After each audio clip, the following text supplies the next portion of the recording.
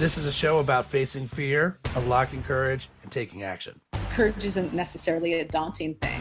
It's going to give you more purpose. It's going to give you more drive. It feels like making a courageous decision is going to get you closer to who you aspire to be. It's knowledge plus faith plus action equals courage. We can always try things. Let's never ever be afraid of failure. You know, the famous slogan, fail harder. You know, for me, the beauty of it is that you can try something, and if it doesn't work, hey, you just learned a lesson. Let's not do that again. Let's just try something else.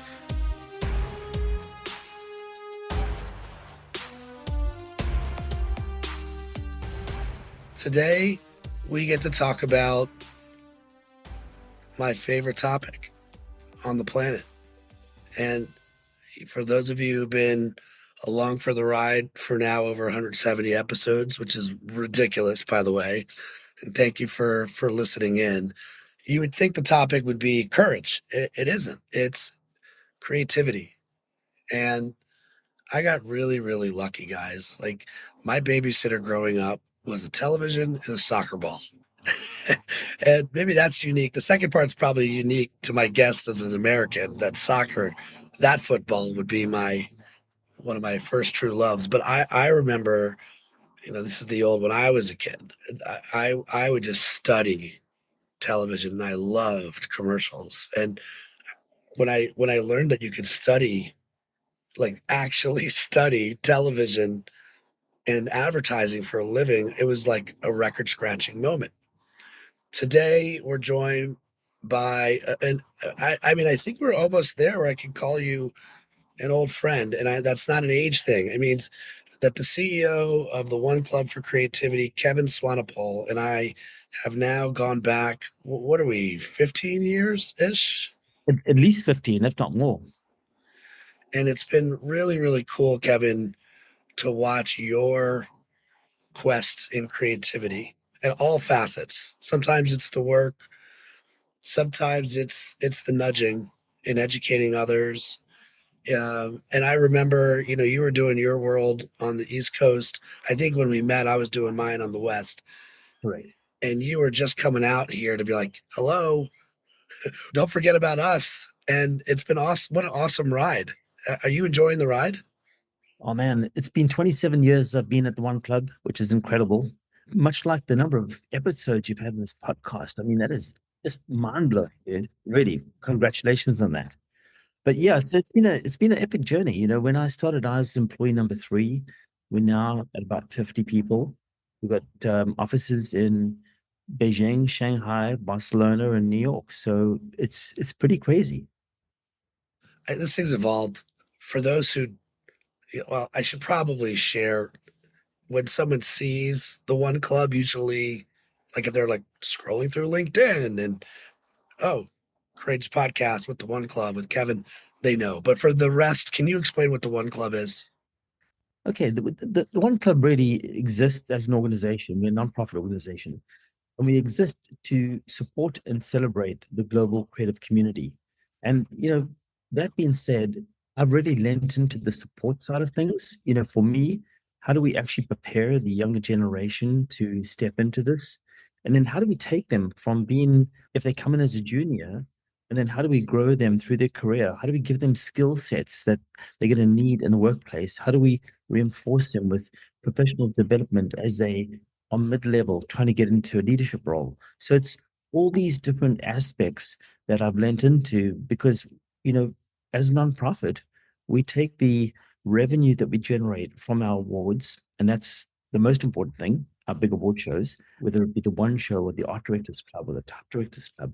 But we take that revenue and then how do we put it to good work? How do we help the next generation of creatives come forward into the industry and progress as they go through their years up into leadership roles? Let's kind of like put a pin in this part of the convo and go back to your journey. I'm sensing that's not an Ohio accent. Am I correct? Exactly. In fact, I actually owned my own agency in South Africa for 14 years. And then I had a fallout with my business partner. And then Apple Computer approached me and said, look, hey, you in the industry, and wouldn't you join us and help us get more agencies involved in using Apple which I did. And that led me to this job here in the US, where I had in 1995, we were working on this thing called the internet. And, you know, I met the then CEO of the One Club, and I said, there's this thing called the internet, and there's going to be advertising on it. You should do an award show for interactive advertising. And so in 1996, I started One Show Interactive, and it was the first interactive award show for advertising globally. And yeah, what a journey that's been. I love when I learn something new, like in the moment. I mean, first of all, there's a kind of eerily sort of Forrest Gump, like just happened to be part of Apple computers.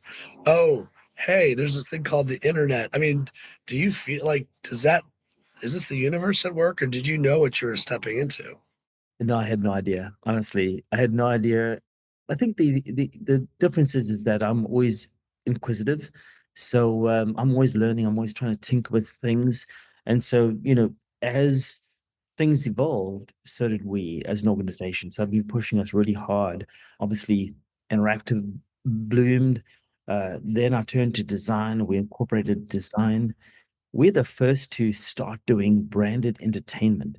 Everybody was calling it advertainment, and that was a shitty word, And I said, no, no, no, this is branded entertainment, and now that's phrases out there, Along that journey, again, everybody else has been calling stuff in-house, all these in-house agencies. Forget that shit. It's not in-house. It's brand side, So we coining this term brand side because creatives exist within the brand environment, and how do we support and celebrate them? They go through different issues, but a lot of them overlap the same issues that they deal with in an agency. Can you go back, like if I think about the Kevin Rock skipping across the pond to all the different roles, and it takes pain to no pain a little bit because I feel like my last partnership also ended like it just wasn't a good ending. It's all good, like they're on their trajectory and I'm on mine, but if as you think about yourself as this rock skipping across from role to role, we're in the curious party who's going to learn something from each of those. Like, give me like your big takeaway from agency, your big takeaway from the Apple days, your big takeaway from I'm air quoting folks to interactive advertising. Like, just take me through like your aha moments. Yeah, when I first started off, I studied graphic design, studied advertising, and then naturally in South Africa, we got called up to the military. So I was away. I ended up doing 3 years with some special forces and stuff like that. But I came back to an environment where there was no jobs. I went to my agency and they said, like, we just laid off half the creative team. So I said, oh shit, now what do I do? And like I'm this bit of a type A personality. I thought like, okay, I'm gonna make my own. I'm gonna start my own studio. And I literally started this little 2-bit studio and got a lucky break, bought out a bigger agency and moved to Johannesburg. So those are all good things. And I ran that on my own for 14 years. But the big stake in the ground was clients wanted to deal with me. And I didn't have time to do all the admin work and a lot of the creative. I had now a team of creatives. So I took on this business partner. And in 6 months, it was just a train wreck. I turned around and said, okay, can't do this anymore. And we went our separate ways. But the aha moment from there going to Apple was one, always looking at what's next, what's new, what's inquisitive. I love technology.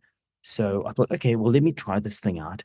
And then I got this opportunity to come to the US. And I can tell you now that I took on the role to go to New York and set up the interactive award show. But I had my eyes on Cupertino, going back to Apple and saying, right, 6 months in New York, well, 26 years, and I was still in New York. It's wild, but I just honestly believe I have the best job in advertising.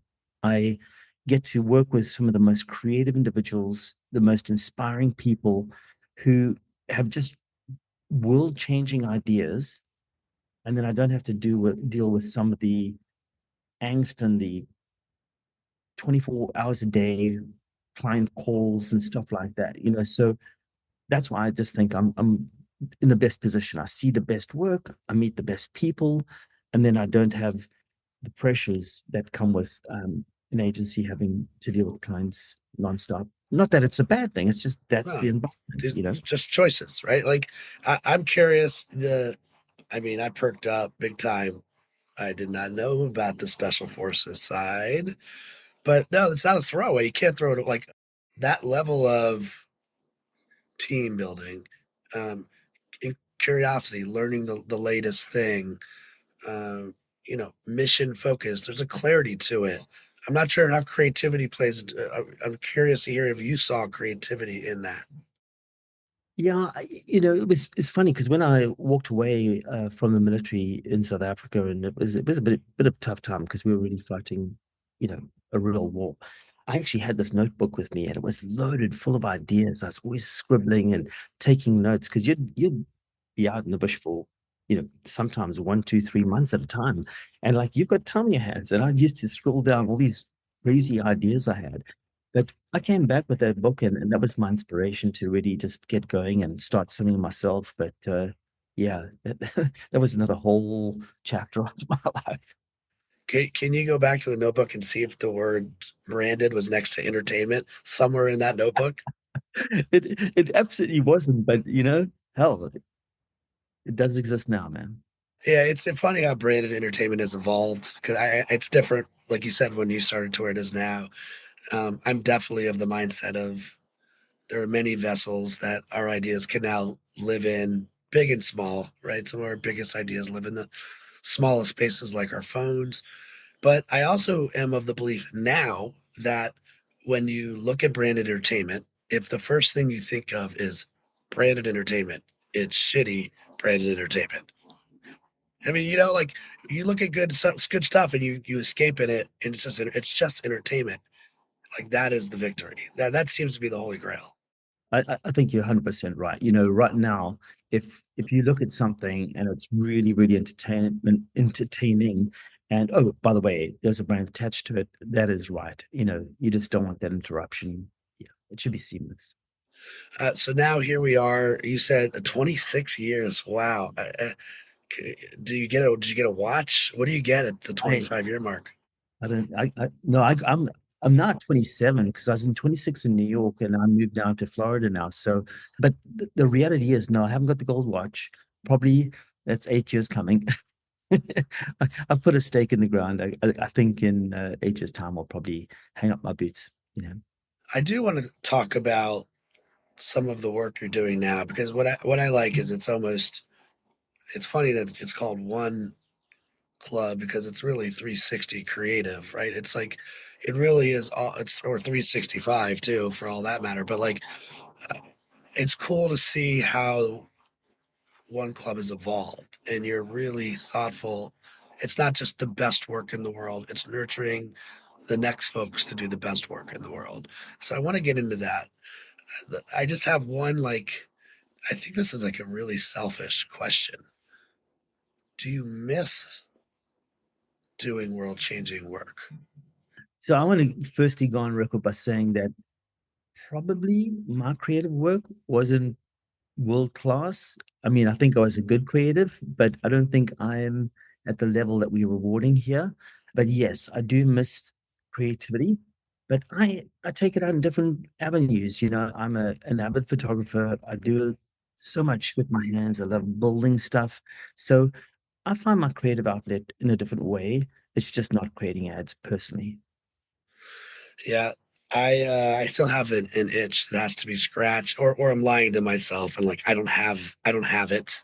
But I don't think that's it. Like I feel like you kind of nailed it. The business it requires different things of us. There's other sacrifices that have to get made. And as much as I like my love story is with creating, and to your point, like I'm writing books, the creativity is coming out in other ways. I still miss the purity of like, give me a great brief that I want to crack and like get in there. Yeah. But in my role as well as we do a lot of marketing and communication. So I'm really actively involved in stuff, in that. But from the day-to-day creating communication, Yeah, that's not my day to day. But the thing that I've really enjoyed though is the business side to it.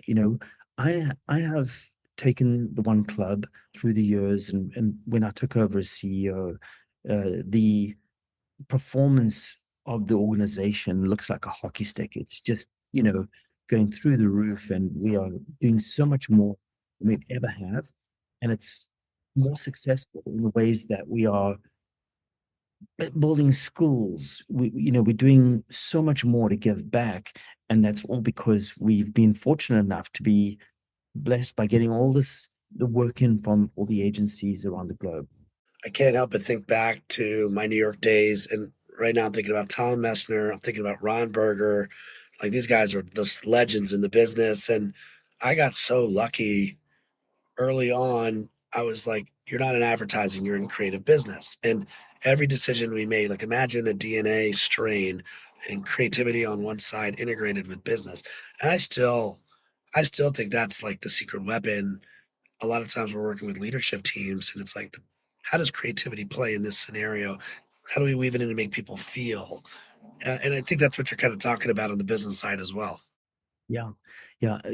For me, the business side of advertising actually is where I'm creative, and absolutely, there's a big passionate here from both me and my teams. There's nothing that drives you more than when you get a letter from somebody saying, "You have changed my life," you know. And we run one school, which is a really big program for diverse creatives, trying to get Black creatives into the industry. We have five of those schools, four in the US and one in the UK. And one of the recent graduates, it was just featured in the New York Times. If you didn't get the print edition, it was in the print edition this weekend as well. But they talked about the lack of diversity in advertising. And one of the guys who graduated, who was interviewed, his job before this, he was a welder in a metal company. This guy was in an iron metal fabrication business, and he's now got a incredible job as a creative at an agency. So, when you're talking about getting paid minimum wage and working blood and sweat and tears to transformation into an agency, working as a creative, what better joy can you get out of business and doing work than that? I think one of the big takeaways from our universe of advertising is you got to be a pretty darn good observationalist on the regular, and you it's like put life on pause, sort of step back, take a look at it. And when I think about one club, you could almost break it into a three-act play. There's life before COVID, there's like life right after COVID. And I think we're finally entering life now. And I know school is part of the act. Maybe it was the two and the three, and diversifying creatives. But can you walk me through that three-act play of what life was like just before entering COVID, what it looked like coming out, and how you feel it looks right now? Yeah. Before COVID, we were just like everybody else. We are cruising on autopilot. I think we were, and I don't ever think we're complacent, but I think we were just comfortable. And I'll never forget, most of the staff on desktop computers, I'd say, no, not even half, about a quarter of the staff on laptops. I remember the day actually just going down to the Apple store with a whole bunch of my crew and just saying, like, just give us everything you've got. Bought everybody laptops. And I said, well, we might see you in about a month or so, but cheers.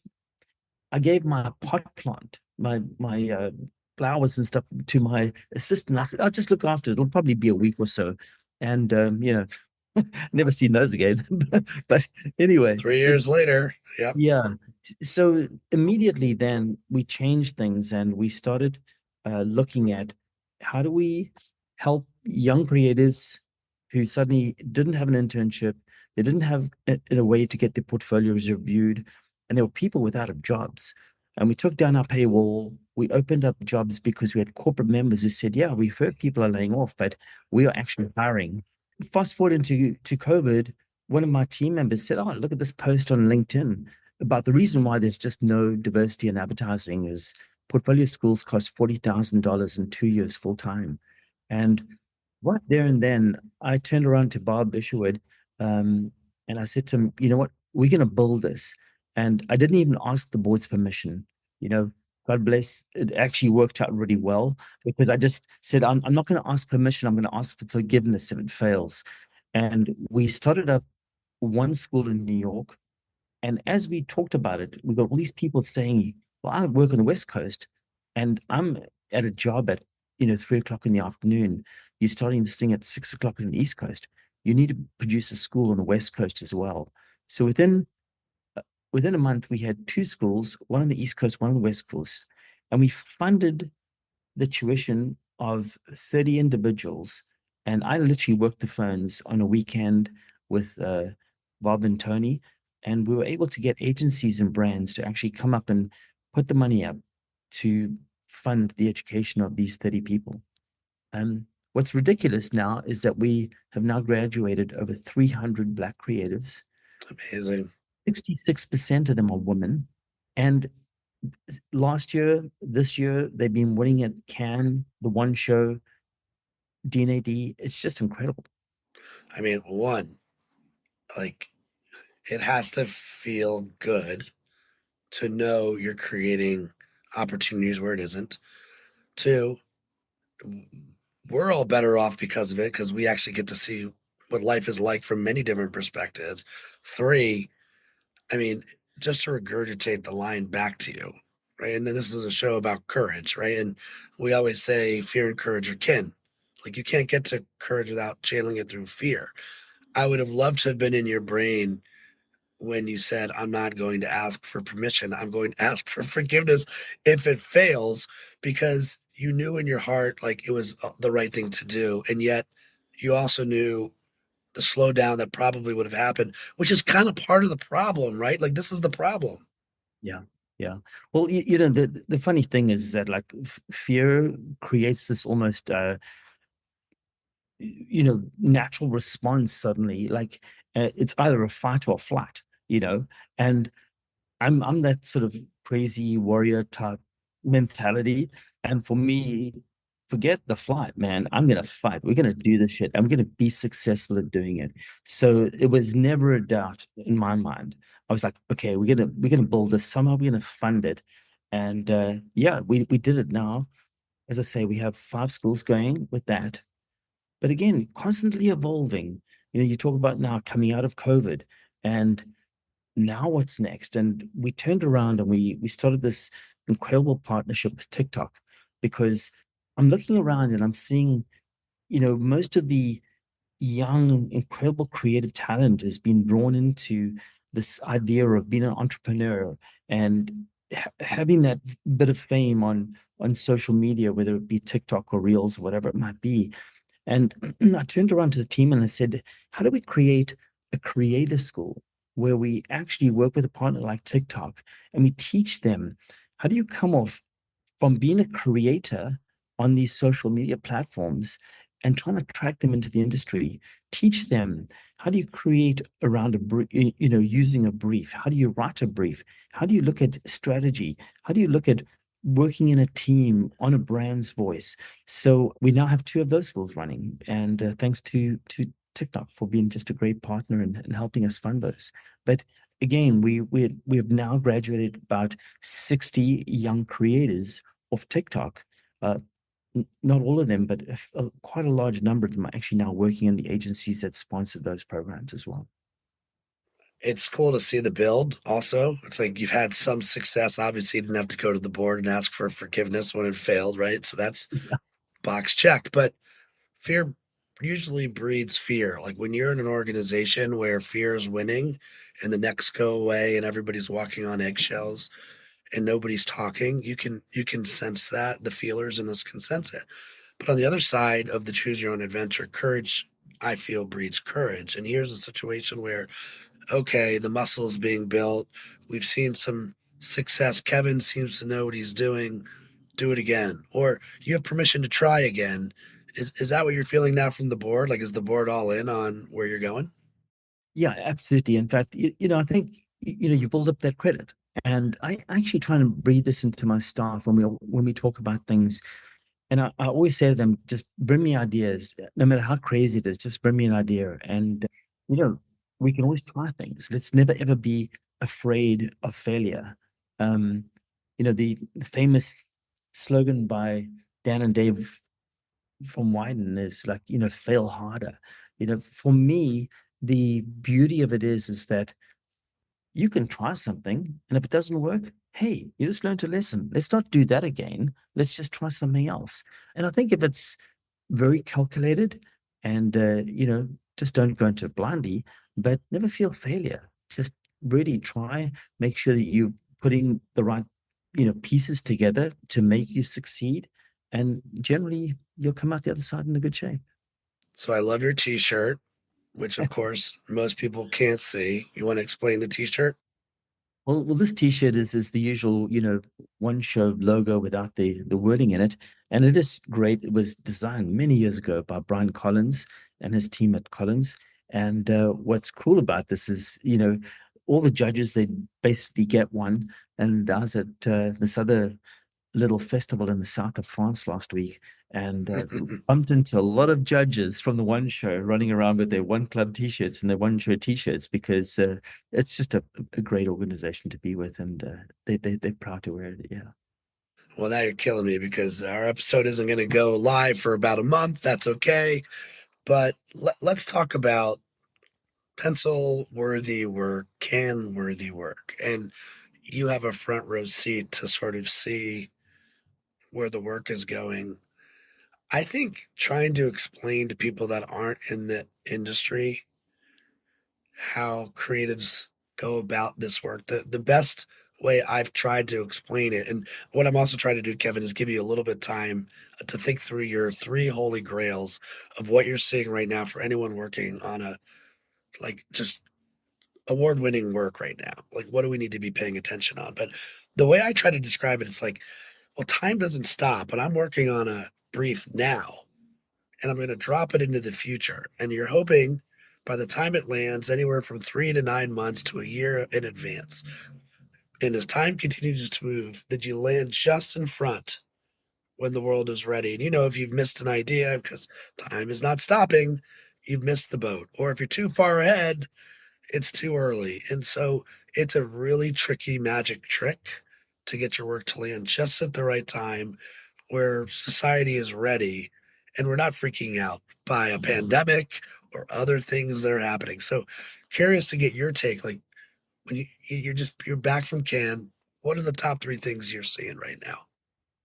Right now, obviously, we all know this, but AI is on everybody's tongue. Just every second discussion is about that.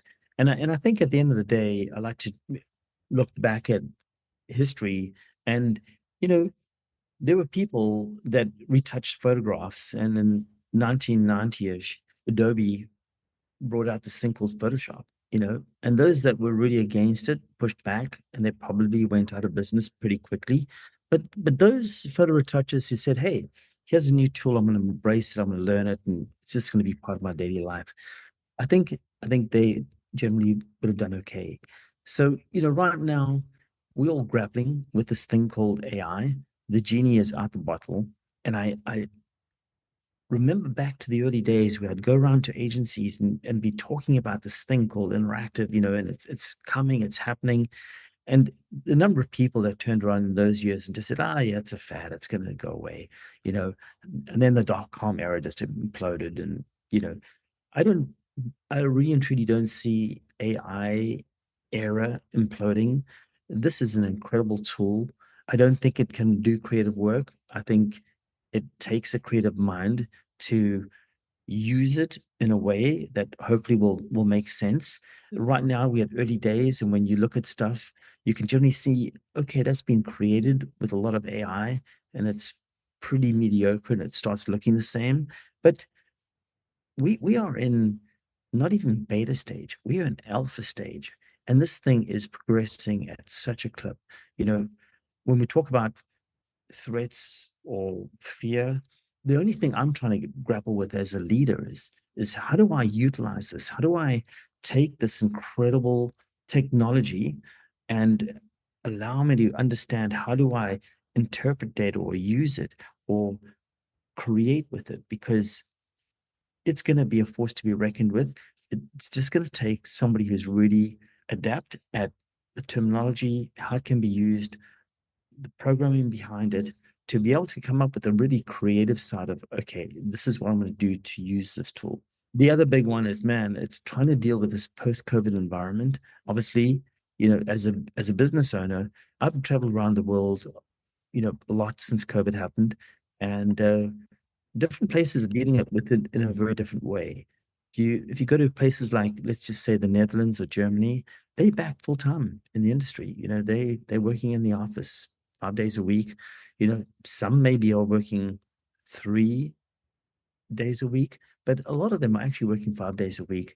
When you go into New York City, it's a very different environment. Commute's brutal.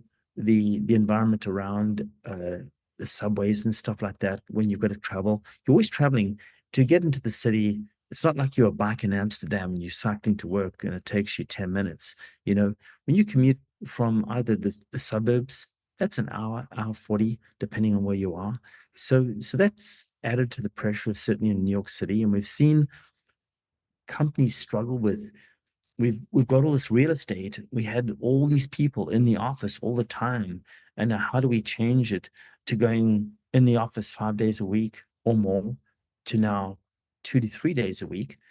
And I think the struggles that come with that is just the people, the culture, and how do you help impart knowledge on this younger generation who's coming into the industry, and suddenly they don't have the water cooler moments and the likes to learn or hear a conversation or overhear from somebody talking about how do you look at work, how do you judge work, how do you make work better. It's not a thing that can very easily be done over Zoom.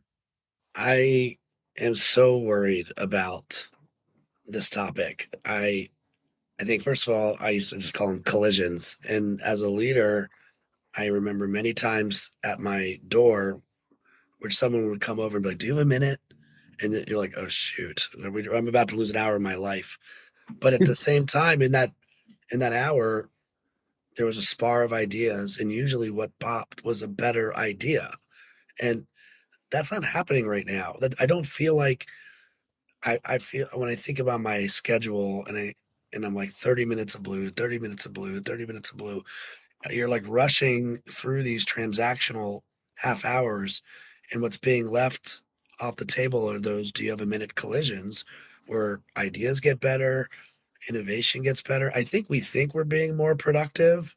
Like, oh, I don't have a commute anymore. But on the flip side of this, by the way, if you look at all the research on happiness, like we're more isolated. The secret is not uh I just saw this from Jody Wellman, who's been on the show before. She wrote the book You Only Die Once. She's like, new research showed it's not wine, it's not pets, it's other people. That's where happiness and relationships are coming from. So I wonder where the line is on staying curious, finding love again, about going back into the work and enjoying the creative process. Well, it's so funny you say that, because we just in the middle of starting a new program, and it's for freelancers. So we starting this freelancers sort of network get together called Freelancer Connect, and we did a survey to about 5,000 people. We got a huge pool of data back from people who are freelancing, and the thing that they wanted more than anything is one, and it's called Freelancer Connect. They wanted to connect with not just freelancers, they wanted to connect with other people. And I received this beautiful email from somebody pitching this session, which was, I need to be able to meet with people. I have a lonely job. I'm a freelancer. I sit on my own in my apartment, and I do work for other people, predominantly at a distance, and I've lost human touch and human interaction.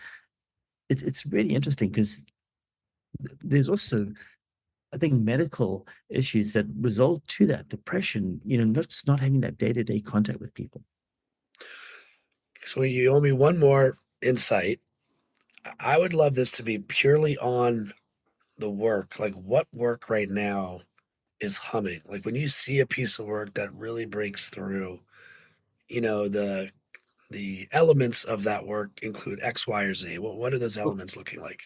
So the thing that I did last year, and it really irritated me because I had a conversation with Rob Riley from WPP, and he was talking about the lack of humor and drama and advertising, and this was over a year back, and we launched one show. We launched this category for both humor and drama, and then naturally, the other thing in the south of France popped up, with the same category as well, about 3 or 4 months later.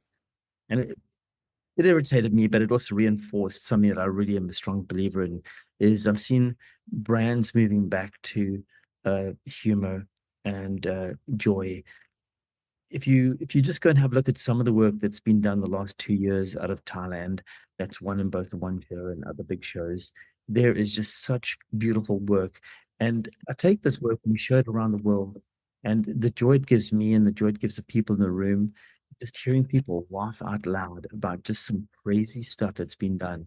That's why we started storytelling and creating great ads. And humor is just great. It's back and I love it. I mean, it makes me really happy to hear. I mean, with the Super Bowl, 6 months from now, I'm hoping we've got humor popping up more than others.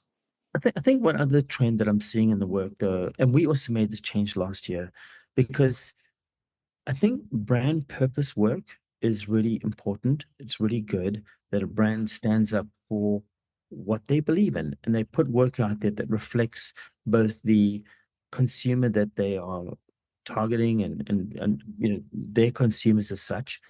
But more importantly, though, we've seen the journey away from just being not just purpose driven work, but work done for nonprofits and work done, pro bono, to work done for real brands about trying to sell services and widgets that those brands create. Because honestly, we went through this period, and it was a trend for probably about 8 to 10 years, where everything was, and we saw it in the jury room, where there was a couple of years ago this great piece of work for a brand. It wasn't purpose driven work. But then there was another piece of work that was just heart tugging because it was about this cause, and it was a pro bono piece out of, you know, a remote region. And it beat out this really important piece of brand work. And I had a couple of people come up to me and said, like, what are we doing? That purpose driven work was good and it was important and it should be recognized. But we have our salaries, we have our business built and paid for by these big brands. And we made the change last year again to reward purpose driven work in its own subcategory, so that the app or the thing that is there to help, therefore, blind individuals is judged together. So you have this work that is feeling related and really purpose related, that is seen together, and then pure works done for brands are judged in the same light. And that separation, I just think, needed to happen. We'd seen just all this real feel good brand work overshadow a lot of the sort of all the purpose driven work, overshadow a lot of really great brand work for quite a while. Yeah. Well, you bring up the question of what's the point of the work, right? Like, in the power of commerce, Yeah. and what is that role in all this? And I think what's this done, and for us as an industry, and when I talk about our industry, not I'm just talking about the advertising industry, but the awards industry as a whole, I think it really needed to sort of take a deep look at ourselves and say, you know what, work that is for a purpose and a cause, it's great, and it deserves to be out there and recognized, but it shouldn't come at the cost of great brand work. Because what happens then, and it did happen over a period of times, oh, they're just making this for award shows. And it actually, I think, hurt our business that more credit was given to some of the work that was done for, either a purpose or nonprofits and the likes. Sometimes it drowned out the really great brand work that was done. All right, we're coming down the home stretch here, Kevin. I have a courageous question for you. And maybe this is, and I'm very intrigued by what your answer is going to be. It's a two-parter. The first part's a lot easier than the second. If I am a new creative and I'm trying to break into the field, what's my playbook from your lens? And two, if I am an OG, like if I was going to get back in the game, I've got relationships. Maybe someone's out of work, they're in their 40s, 50s, whatever, and they're trying to get back in. Give me your playbook for both, if you don't mind. I got to be honest, and it might sound a little corny, but it's the same playbook for both. Really and truly, I think that we are at such an inflection point with AI. And I hate to be saying this because everybody's talking about it, but we're at such an inflection point with AI that if you are a youngster, I would say to you, go out there and learn to start programming AI and use it as a tool, but have a really deep knowledge of it. For a youngster to come into this industry, you better start doing some coding as well, so that it's more than just creative, but you should know code. You should know how to at least program it on a basic level. And for somebody who's wanting to get back in, who might have had, or maybe your mum and you've had your kids now and you want to come back into the industry, whatever it might be, if you've been laid off or been out of the industry for a while, it's going to take some learning. It's going to take some upskilling. And I think that that's one of the biggest things in life. If you stop learning, you're going backwards. And right now, jump on a course, get your book up to date, put some stuff in there that it's not just a print ad from, 10 years ago, but what are the mediums today? You're looking at just a whole different industry. We've moved heavily into social. We moved heavily into data. And I'm not saying become a data scientist type dude, but understand the power of what data can give you for an idea. If you have a look at Dreamcaster or these big sort of platforms that have been launched, let's just say recently with FCB and Michelob Ultra, it's AI, it's data, it's new technology. It's also massive, big ideas with big budgets. But if you don't have any understanding about other programming, new technologies, social, your opportunity in the industry is much narrower. Kevin Swanepoel, man, it's so good to see you. We've been joined by the CEO of the One Club. Here are my takeaways. Tell me if I'm on or off on this. I mean, one, embrace the tools, right? Like, don't fight them. Embrace them. Stay curious on them. Two, I'll call it levity brevity. Like I think laughter is back, which is great to hear. Right, joy is back. Find I like joy from a utility standpoint, like injecting a little bit of joy for folks. Hey, be courageous, upskill, never stop learning is another one. And the last one is if you are in a position where you can make impact, maybe don't ask for permission, right? Ask for forgiveness if it fails and get after it. Kevin, keep doing your thing, man. It's great to see you. You know the deal. When you find yourself out in the West, you got to look me up, man. I'll hit you up, man. And look, thanks for this opportunity. And just if there's anything that we can do to help, ramp this up, love to do more with you. Done. I'm flying to New York right now. That sounds like an invitation. Thanks, Kevin. See you, buddy. Thanks for tuning in to this episode of the Courageous Podcast. If you enjoy the show, don't forget to rate and review us on Apple Podcasts so more people can find us. See you again next week.